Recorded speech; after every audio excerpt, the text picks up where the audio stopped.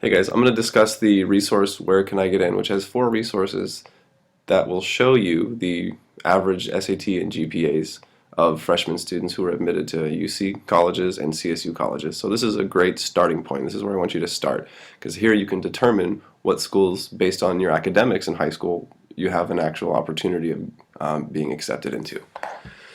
So if we look here, this is where we are, resources Where Can I Get In?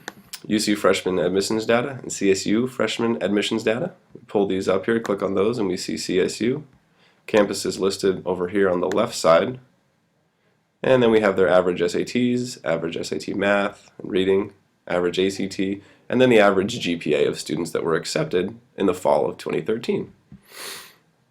So this gives you a good idea about looking at your college GPA, which we've been calculating, and looking at the average GPA of the freshmen accepted.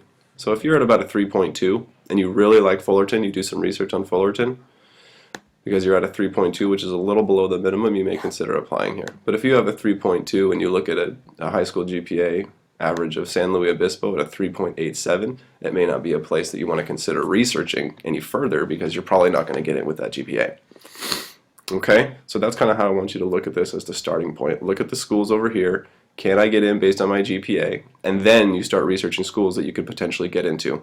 And then you start asking questions about, does this campus align with what I like to do? Does it have my major? Is it a place that I like? Is it close to home? Those types of questions you can start answering about these colleges. But the first step is to take a look at, can I get in based on my GPA and my SAT scores? If they're a little below, it's worth it. If it's a little above, awesome. And if it's right at it, perfect. But if you're significantly below the requirements, then it may not be something you want to research, waste your time doing. And likewise with the UCs, you see that the UCs are a little more competitive. So if you don't have a 4.0 GPA, I would expect you not to research these schools that require 4.0s. Conversely, if you have mid 3s to 3.3 all the way to 3.9, you see that there are some UCs that you could potentially get into that you may want to take a look at. Okay? And that's that. So this is kind of the starting point. After this, you can kind of identify some colleges, look at where they are, and then go back and then use the other resources.